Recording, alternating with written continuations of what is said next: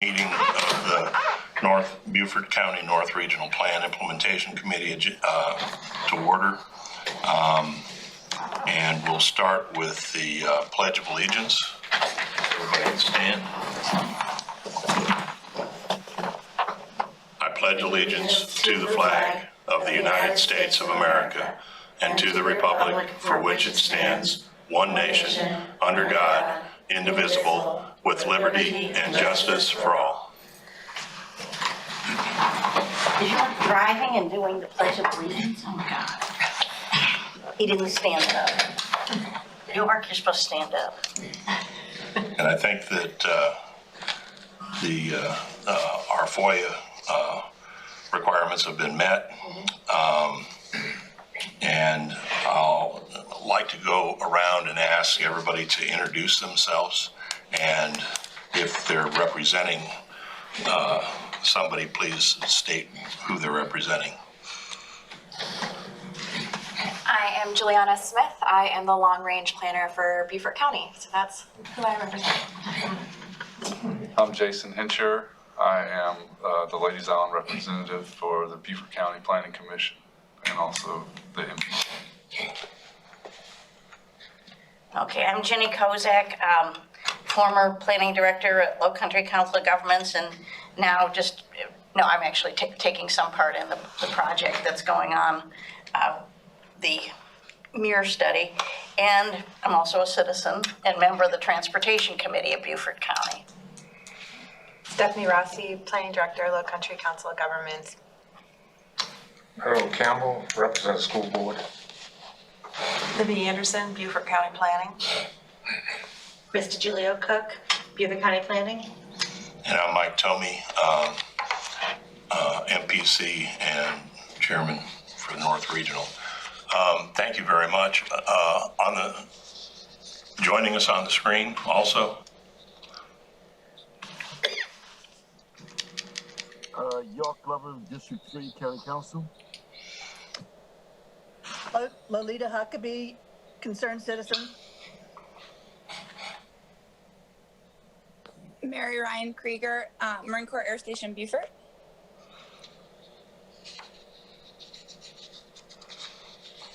Hytham Shada, Sherwood Design Engineers.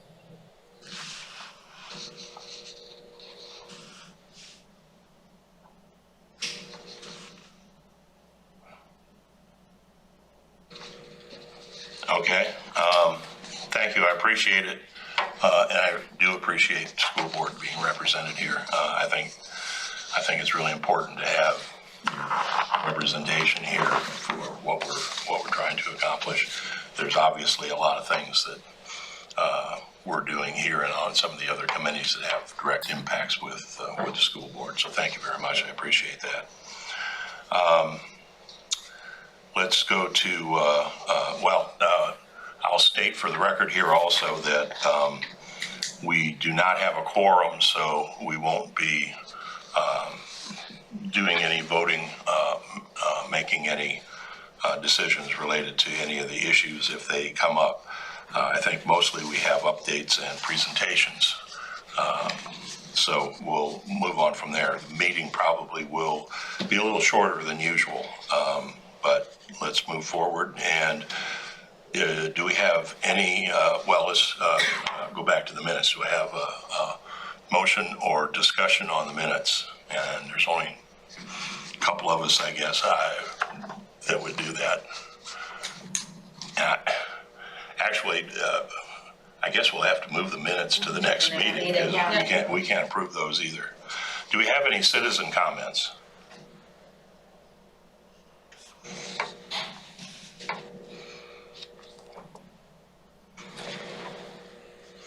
You'll have to let me know if Yep, no, I don't see anything. don't have nothing online. No citizen comments, so I'll close the citizen comment section. And let's go ahead and move to presentations and start with Ms. Rossi.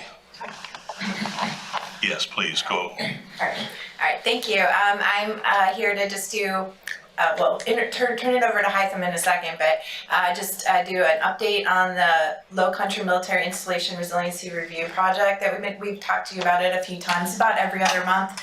We recently had some stakeholder meetings a couple weeks ago, and Hytham's gonna kind of summarize what we heard over the 2 days of about 6 hours worth of meetings, and heard from about, I think I count about 38 different groups represented at the meeting. So turn it over to you, Hytham, and Hey guys, I'm going to share my screen.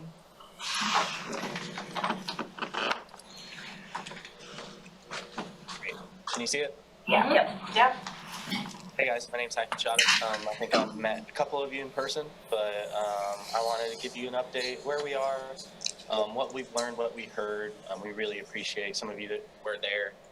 It was really engaging. It was clear that everyone really had something to offer, so we appreciate your time. So going through it, one question we wanted to ask every group at the end is, what do you want to get out of this study? Things range from structural to non-structural, strong recommendations that we bring in, the green print plan and comp plan, and try to knit them together, understand what we can learn from them and what we can add to it. Some tangible recommendations, some priority projects with visible markers to future issues. Understanding that we can't fix everything, but we can really provide some next steps that are very tangible. And it includes infrastructure, but it includes education. A lot of what we heard is, how do we make this conversation more approachable and more inclusive? And how can we think about solutions that approach things socioeconomically and also elevationally and physically? So that was a lot of what we heard. This isn't everything. This is just some of it. But we had 3 very great sessions. Some of you were in this first session this morning, where we talked a lot about collaborating with bases, collaborating with each other.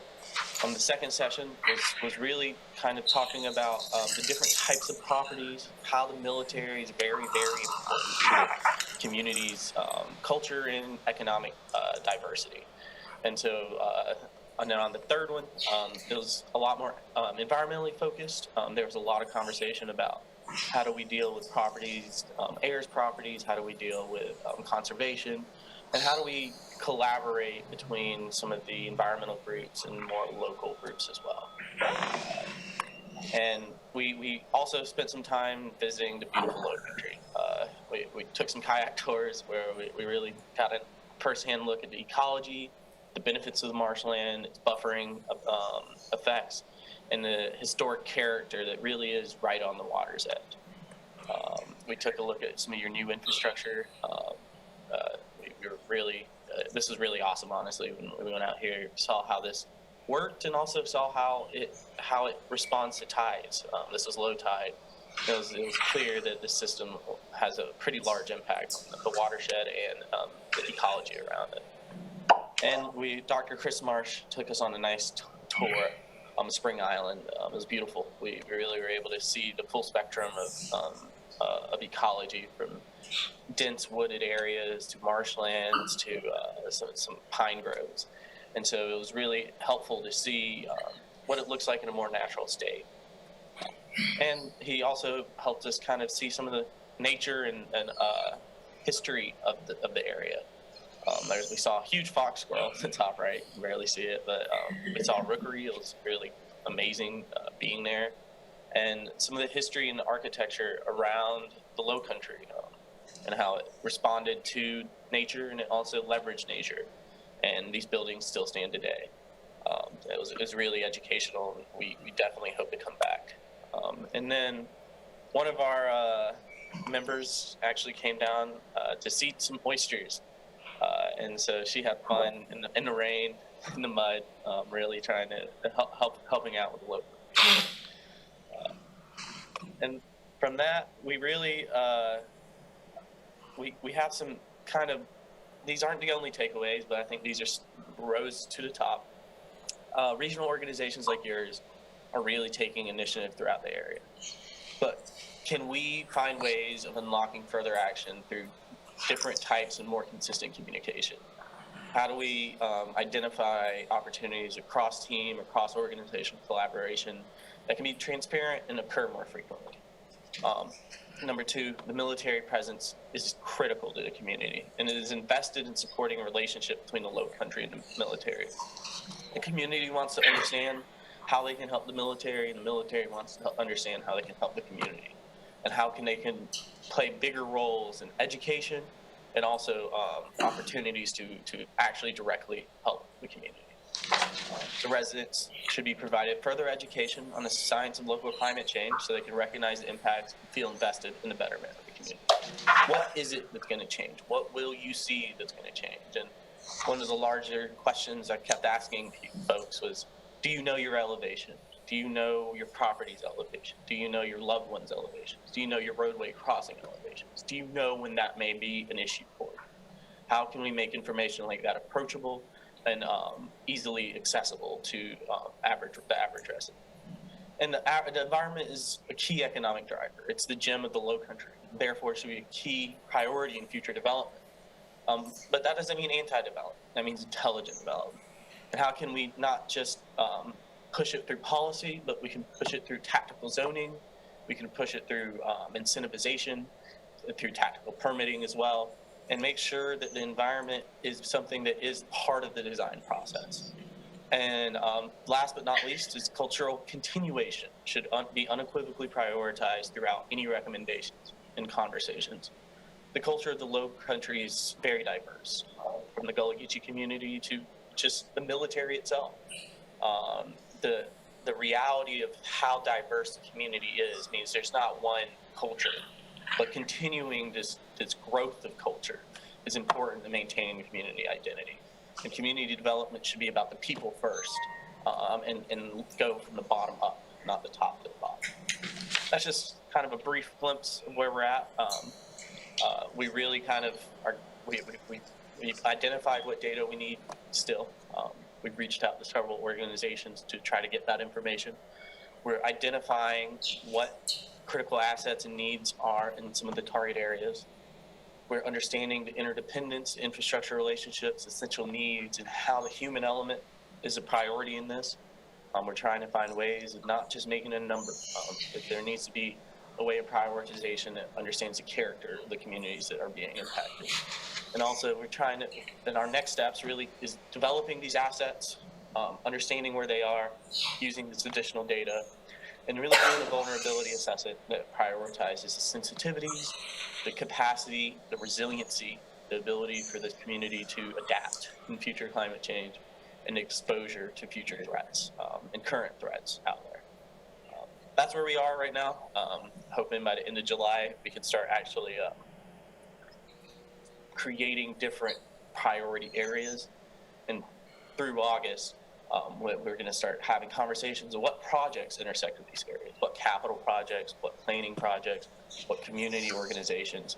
How do we make sure that there isn't a single function project that we propose? It is layered within existing initiatives and also future changes that are happening. But I really appreciate your time. Feel free to ask any questions or reach out to the Low Country if you have any questions. But thank you for having me. Thank you. Is that it, Stephanie? Yeah, that's it. And if there's any interest in, we could, since there wasn't a lot of people here today, we can send that out as a PDF or something as well. Yeah, it might be a good idea to reschedule you in another couple of months when we have a full board here. Oh yeah, we'll check back in I think we've been coming about every 2 months. Okay, thank you. Ms. Smith. Do you all mind if I man the computer to move to the PowerPoint? Is that okay? Absolutely. Great.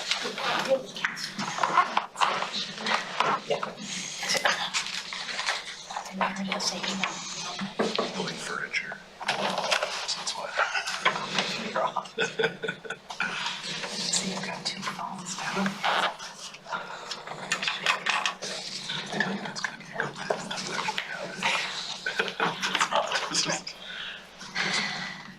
Quite the time.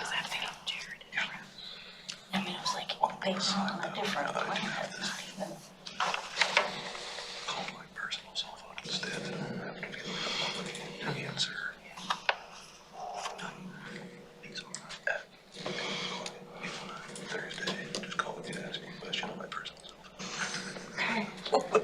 everybody on screen can see that, right? We're all good? I'm gonna take it as a yes. Okay, well, I am Juliana Smith. I'm here to talk to you all about the Beaufort County Connects Bicycle and Pedestrian 2021 plan, which, as you can see from this side, is a multi-jurisdictional cooperative effort to get more access to bike and pedestrian infrastructure across the county. So we incorporated Bluffton, Port Royal, Hilton Head, Beaufort, and the LCOG was here as well as a part of the task force that's pushing this initiative. There were advocacy groups for bicycle and pedestrian and citizens and environmental advocates on the task force as well. I actually got to serve in that role before becoming this role here. So I've been able to work on this project in 2 different roles. And what this project aims to do is to plan for an interconnected network of bicycle and pedestrian infrastructure countywide.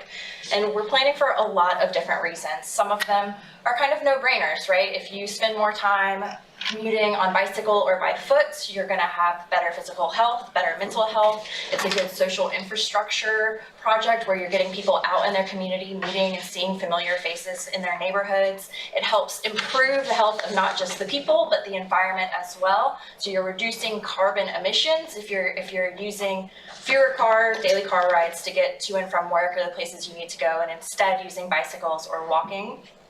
It's also an equity project. So it brings people who don't have access to cars, can't drive a car. It brings them access to a network that can get them where they need to go, whether that be jobs in an economic hub, to some of our medical facilities, grocery stores, etc. So it helps level the playing field for a lot of our rural communities and people who are here locally as well.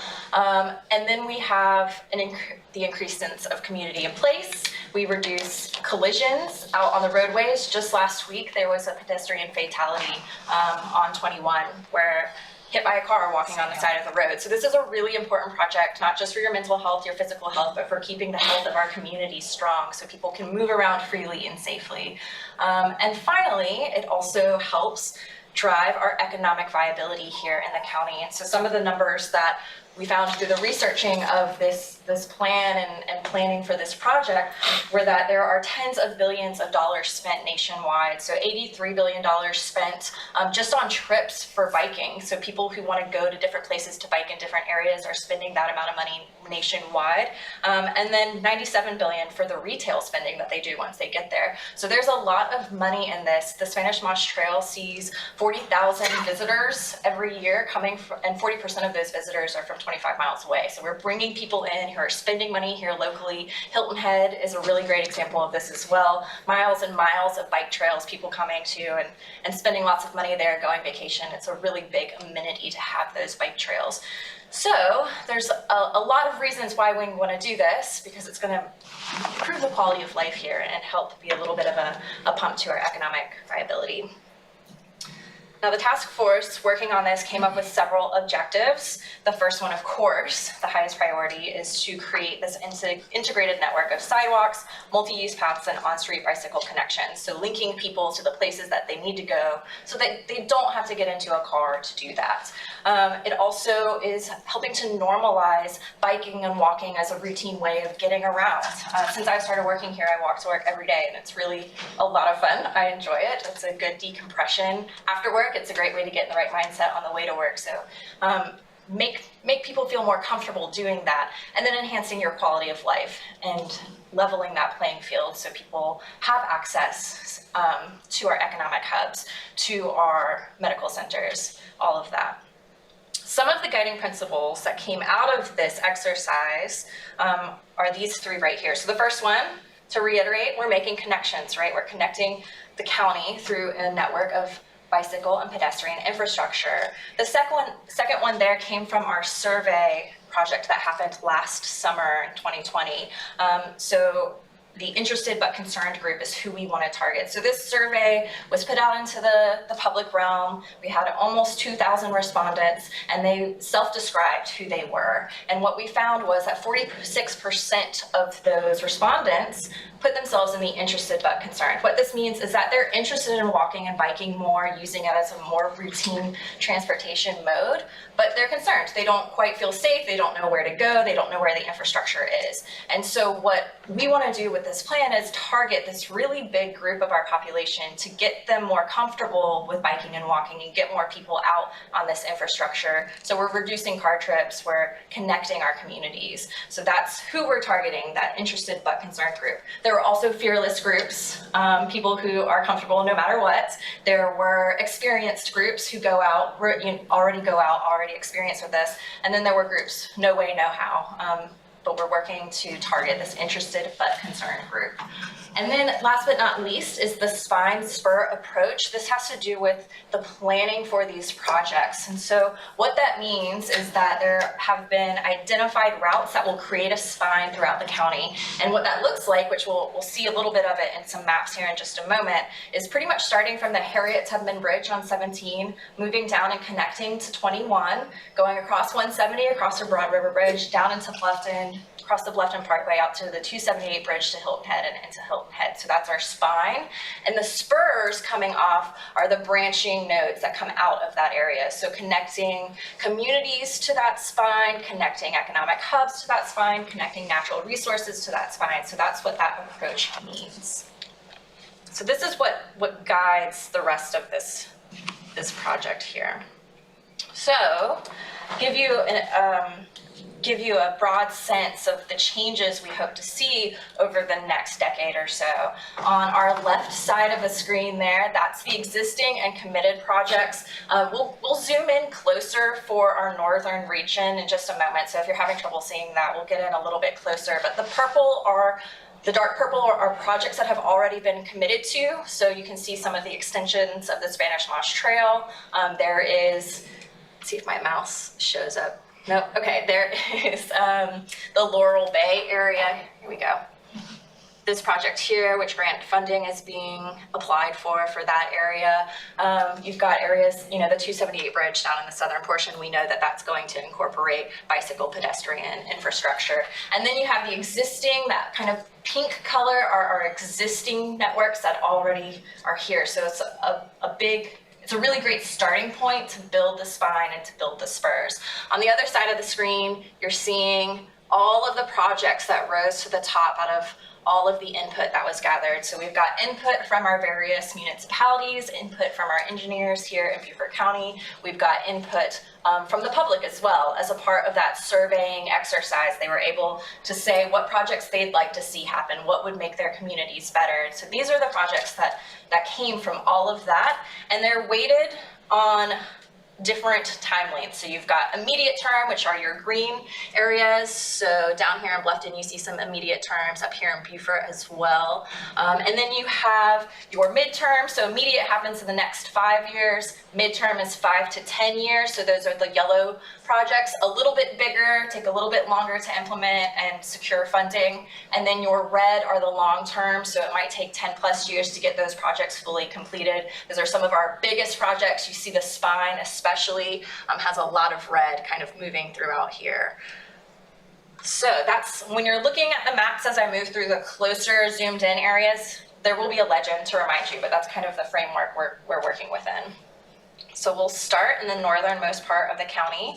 This is Seabrook Estate here. So this is the Harriet Tubman Bridge all the way up here. This is a bike path and sidewalk that will happen for Big Estate, and then connecting 17 into 21 and ultimately into the Spanish Moss Trail down here, so a Spanish Moss Trail extension.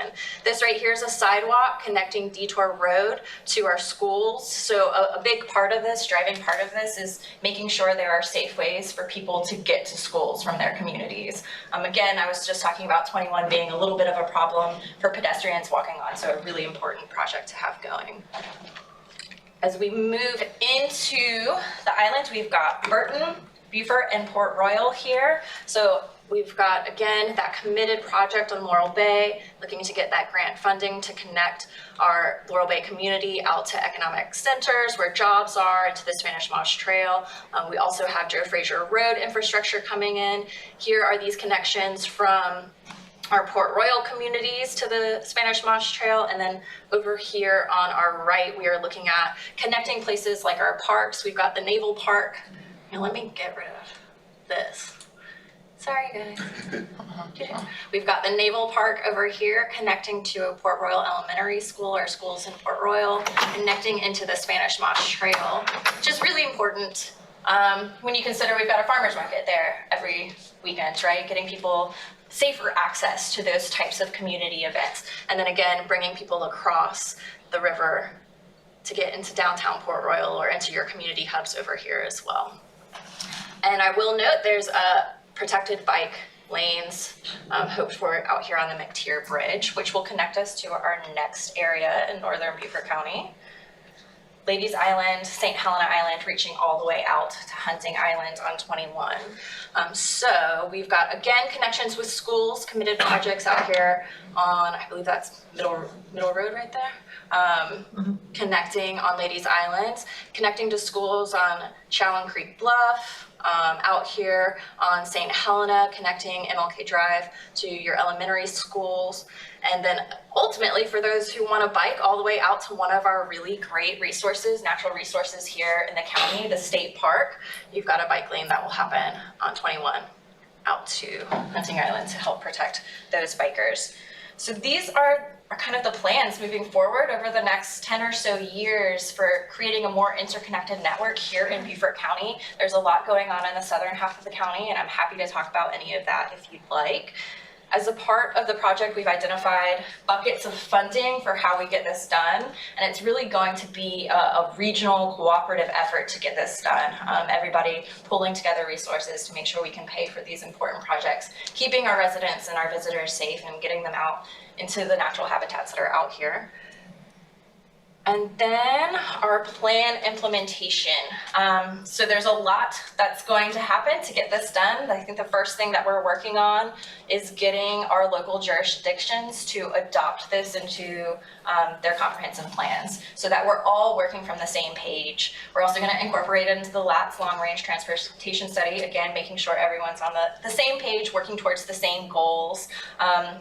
Developing funding. I think one of the really important things, this is one of the recommendations in the plan, is creating a staff position who will carry forward this plan and make sure it gets implemented, that everyone's working together, our funding sources are identified, working specifically on this plan so it doesn't disappear on a shelf somewhere and we really get these projects off the ground. Another important part of that, keeping that momentum going, is getting a nonprofit organization to advocate across the county for pathways projects and bike pedestrian projects to help keep that momentum there, keep it in front of our elected and appointed officials and make sure we're moving that bicycle along, not that train, the bicycle. And then adopting complete streets is a really important part of this as well. Complete streets naturally or inherently include bicycle and pedestrian infrastructure. That's what makes that street, helps make that street complete. And a really good example of this happening is out on Burnt Church Road in Bluffton. There was a bicycle project that we had on our list as being done as a part of the Pathways Penny Sales Tax. It actually was pulled over into a road improvement project because they're doing complete streets. They're doing road improvements. So it got folded into that funding pot and doesn't need to be separately funded and advocated for. So complete streets will really help push this along, getting our municipalities to adopt that policy. Promoting safe routes to school, and this is something that we were talking a bit about yesterday, and how funding for this can work, making sure we're bringing our communities to schools safely and helping to create infrastructure for our students. And last but not least, just general outreach, education, advocacy to our communities to hype up what we're doing and let people know what's coming down the line and get people out there walking and cycling throughout the region. And with that, I'll turn it over for any questions. Happy to move back to any slides if you need as well. I have kind of a minor question. Go for it. Are there any plans for a sidewalk between the skate park in Port Royal and like the Y area on that side of the road? Yes. There, I would say that is, we go back. So you can see here that I think that's right where the park is here. Oh, okay. Yeah. And there's this yellow is a sidewalk connecting towards the cypress wetlands, which of course connects to. Okay. Yeah, and I agree. That's definitely a place of need. I see people walking on the side of the road Yeah, now. all the time. Yes. I used to run in Port Royal and it's like a pretty important pathway. Yes, completely agree. So that's on that mid-range, but we'll get it done. Yeah. Thanks. Yes, Denny? Were any private sector funders brought into the discussions? Noah, do you have that? Not, I mean, no, is the short answer there. No, 'cause the reason I ask is because the Spanish Moss Trail wouldn't exist Without that. Right. were it not for, I mean, Yeah. we took the initiative and everything, and Yeah, not necessarily, Jim Cox Kennedy, but somebody else who's also like maybe a billionaire like him, and, yeah, Interested maybe. in these things. I mean, fund a mile here or two without, Yeah. no, but I mean, very seriously, it was Yes. absolutely essential for some of the big projects. Jenny, yes, and I do think that is listed in the plan under our funding sources, but it is important to reiterate how important they are so we don't forget those people. Yeah, because you can never really count on the grants even being there the That's next right. year. Right. That's I mean, you might have, done a great application and deserved it, but we've all gone through things where the money just wasn't there. Yeah. And Yeah. And maybe we do need to identify directly outreach to private funders and not just outreach to the community. Right. That could be an addition. yeah, different foundations and even Jim Kennedy, because he Yeah. might, as long as it connects to the Spanish Moss Trail somehow, I could see him, because his Path Foundation has funded, 120 or some miles Yeah. in Atlanta. Okay. So- Seems that having this plan will make it even easier to reach out to private, Yeah. entities and say, look, here it is, we've got a, Yeah, which one do you want? So, yeah, all good. That's, Yeah, make a competition among the yeah, big spenders. there you go. Great. Highest bid. Is Mr. Yes. People? There are some sidewalks out in the rural area, Grace Hill, Okay. but they're not maintained. Okay. They're overgrown, they're not maintained. That's important. And folks they like to walk, but they can't because of the grass. Yeah, that's a really important point. And one of the things we did in our project prioritization matrix was put the annual cost to manage these things and maintain them. But you're exactly right. If they're built and we're not maintaining them, they're not usable. So it's a really important part.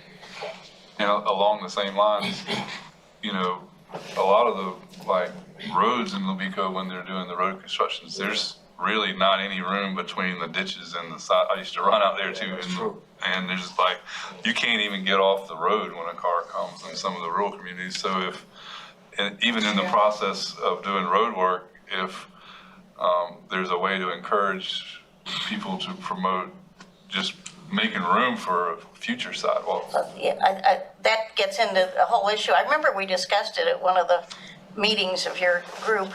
And that's, if you talk to SCDOT before they've done the planning and design for widenings, Right. they can include it. If you get to them when the road's already done, You're too late. Right. yeah, I mean, it's just, there's no point in even discussing it. And a lot of it also depends on how much right-of-way they already own. Right. If they have a good right-of-way section of 2 yards or something, Yeah. then you've got, they'll do it. But again, it means that somebody has to, discuss it with them quite early on. And you can find out what projects are being funded on their website. And so, that should be one of the tasks, is to get in there. Because, I'm always hearing people say, oh, why didn't SCDOT do this or that? 'Cause nobody asked them. Pretty good reason. Yes, and I know there was a push this past year during the legislative session where Christy Hall put out a memo saying that SCDOT would start from the complete streets and not think of it as an afterthought, Yeah. which hopefully will help that, but you're right, it's And again, it's getting to them monitoring. The local at the portion, yeah, beginning, yeah, not, yeah. Yeah. they're already, the construction equipment's out there, and then you call the SCDOT and say, hey, is this gonna be a complete street? Well, no. Yeah, exactly right. And what does SCDOT engineering look like for a complete street Yes, also is that's an interesting question. Yeah, working with them from Is it early on, functional? and just a hint is not to call this department in the office in Beaufort, that you have to call the planning section Yeah. of SCDOT in Columbia. Okay. Because that's where it starts, and by the time it gets here, they're construction and maintenance orders, and it's much, much too late they don't make the decisions as to what's going ahead. Well, what about, this is a silly little thing, but what about when the plan is adopted, go ahead and send it to DOT planning session in Columbia? And I would- I don't know what'll happen to it, but send it Keep it hard for you. copy and digitally, say, And hey, then also this is follow what we want. up, Because they have, planning engineers assigned to each area They are district. up there, and you make sure that person's in on it. Juliana, I met with, I think are they using Kimley Horn? They're doing, for the state plan. And they wanted a copy of the plan when it was complete so that they can incorporate some of the local stuff into the state safety plan. So I can try, I don't know how I would find who I talked to, but I'm sure if you call the SEDOT planning office. They're or also doing the last update. Okay, great. Oh, cool, okay, that's right. Then we'll get it to them. It all became. Yeah. Okay.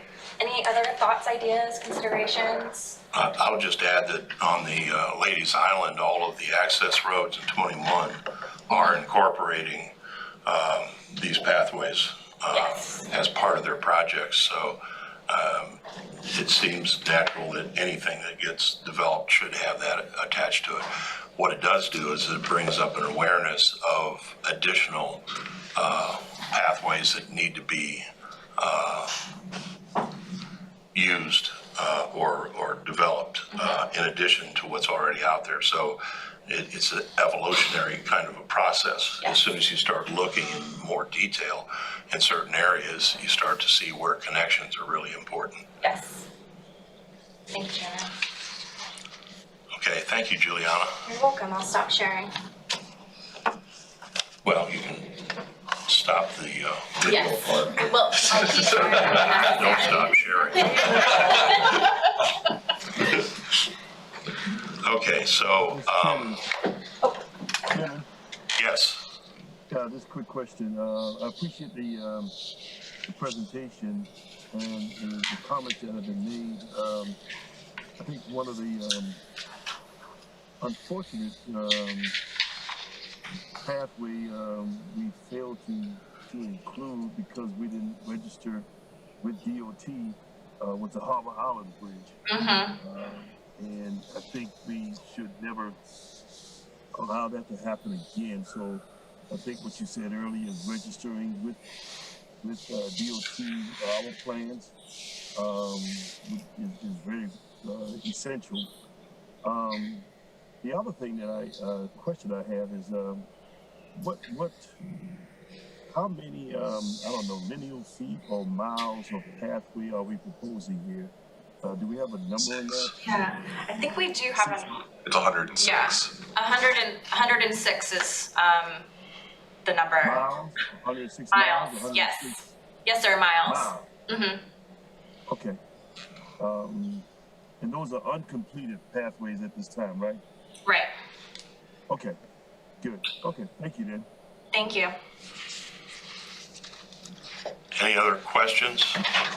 Well, I just have one comment, and it kind of stems from like the sidewalks on Sam's Point Road along Ladies Island. Same sort of idea is that, I think we need to start thinking about how we are going to fund maintaining all of these areas as well, because sometimes they just are maintained by the adjacent property owners, but if a piece of property is not developed, then they just get kind of grown over.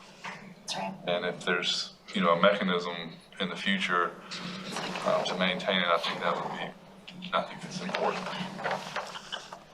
That's it. Thank you. Yeah, they can just, don't have to do anything. I can tell you that these bikeways and pathways are extremely important, and especially to our visitors. I run a small VRBO, and we have people that come from all over the world. We've had guests from a lot of the European nations, the Scandinavian areas, Canada, and then from all parts of this country. And I would say that at least 50 to 70% of the visitors that come get a bike, rent a bike or bring a bike and want to hit whatever pathways. And their question is, where can I go from here? And we're in downtown Beaufort. And for them, they have to go down a street in order to get to Spanish Moss Trail. I direct them to Spanish Moss Trail. They love it. When it goes under construction, they're really disappointed because it stops them from really using the entire area and the facilities.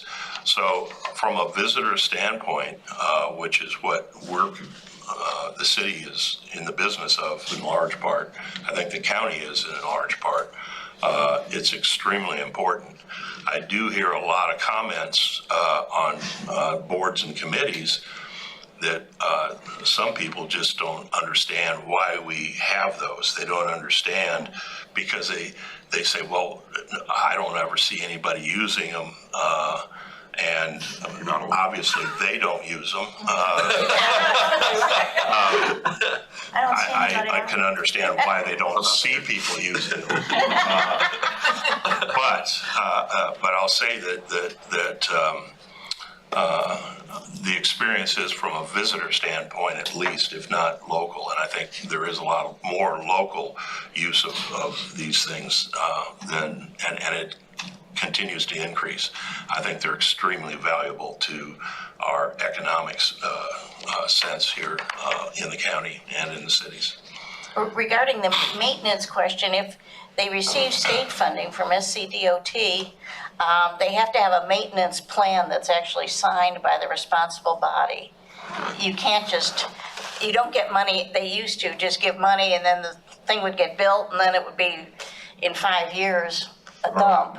But now, and they really will, if there are complaints, they'll hold people to it. I mean, it says which body is responsible, and it has to be signed by the official. So it's kept up, and if it isn't, there will be some questioning. And complaints always get made, so you don't have to worry about that. All right, well, thank you very much. Good presentation, Juliana. Thank you. We're going to go ahead and move on. What I'm going to do here is we have this prioritized list of action items that I've had out there and we track for the last few years. But most of the board members that are attached to a lot of these things are not present today. So I'm going to ask if there's something that somebody would like to address. I'll be more than happy to take those comments. But before we get to that, there's 2 areas here that Mr. Glover, you have on the list, and I'd like you to, if you can, make some comments as it relates to both the rural community, public water, and then the fire protection. You had put those on, and since you're here, I thought maybe it'd be a good idea if you had some comments on those, you could make those. Sure. Thank you, Mr. Chairman. Let me just say that we can't overemphasize water and the need of public water. And there are certain rural communities that do not have access to public water. They are depending on wells, and with a lot of salt intrusion, wells are not the ideal spot for the water source. So, there's a need for public water throughout the rural community. I have pockets on St. Helena without public water. Mr. Dawson has a lot of areas in his district without public water. And the access to water ties right into fire protection. You look at an area like Seabrook, where a house about 2-3 years ago got caught on fire, and all the fire department could do is look at it and watch it burn because they didn't have access to water. I think fire rates for insurance purposes will go down dramatically if they had actually public water. So those areas I think is important, and that's why I got that on the agenda for us to address. Thank you. Do you think you could put this something together that would be an action item that you'd like this board to either develop other committees or that needs to be responded to from any of these other organizations to the committee that would make it an action item that we could see something that a productive vision for this item. I'd be glad to. Okay. I'll have this update at the next meeting. Thank you very much. I appreciate it. Okay. Thank you, too. Mr. Chairman? Yes. One, just sort of an update on that, or to add a little bit. In the county, the comprehensive plan, there's been two, I think, strategies that have been added to that regarding rural water supply. One that relates to St. Helena Island, Warsaw Island in particularly, and the other issue up there in Seabrook and Stewart Point, I guess it is. And we've talked to LCOG about possibilities for grant funding or, what's been done in the past. And we reached out to the rural fire district. So anyway, there's a little bit more specificity in the comp plan about those two issues. Okay, well, that's good. If we could coordinate between what the comp plan says, what the issues are, and how do we get an action item of something that can be done to move that forward. Yep. I think that would be a positive response from the Northern Regional here.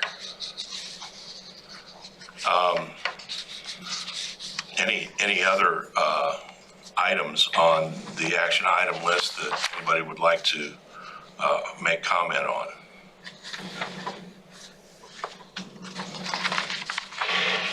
Okay. Hearing none, I'd like to go to the Ladies Island Community Preservation Committee update.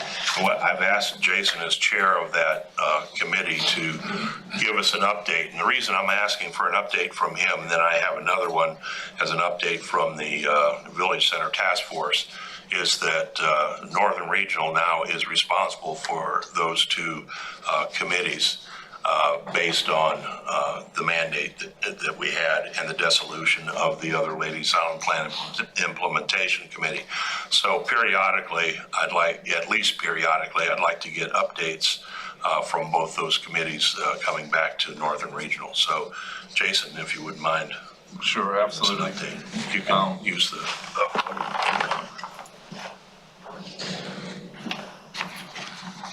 Thank you, Mr. Chairman. We are trying to meet again every third Monday with our committee and receive feedback regarding the Ladies Island Village Center plan as well as other items.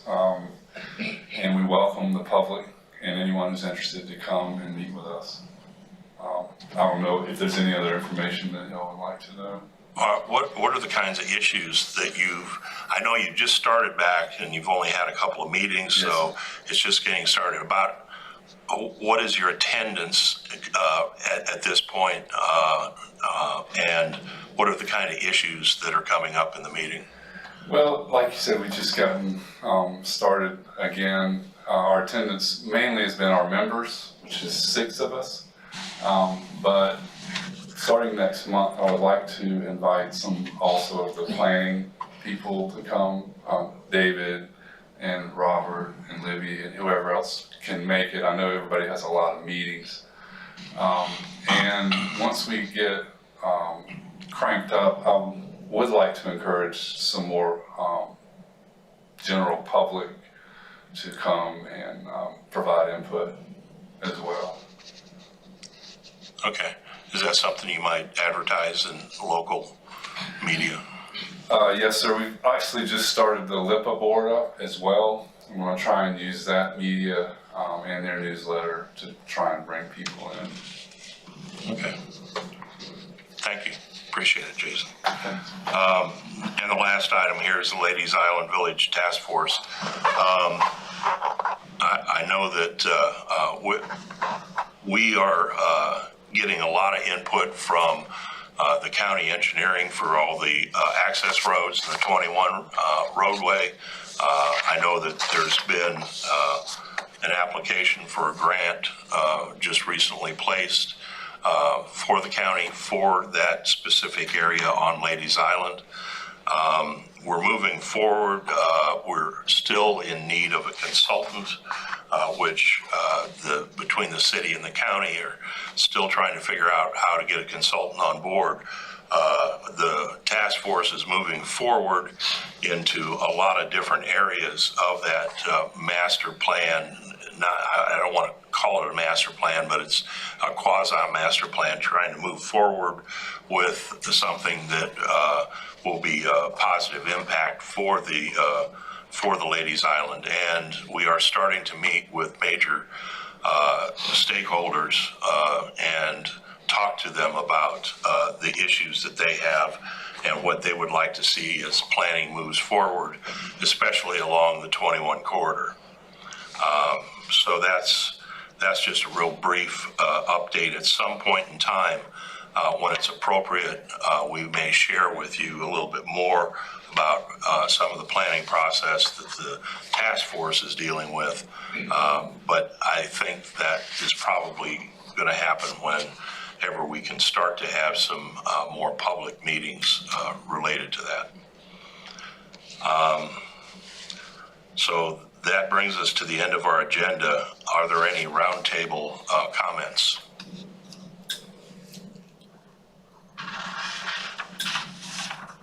Hearing none, I'd ask for a motion in a second, but that's all we have is a motion in a second. I'll say we can go ahead and adjourn unless I have anybody object to it. Seeing no objections, we'll adjourn this meeting. The next meeting is August 27th. It'd be great if we could have a good participation in that. I understand that it's summer and people are on vacation, but it'd be great to have at least a quorum here, if at all possible. I think this committee is extremely important for coordination and communication with all of the elements that are members of this board, just like it is for the pathways and everything else that we're talking about. So thank you very much. I appreciate your participation, and we'll see you next month.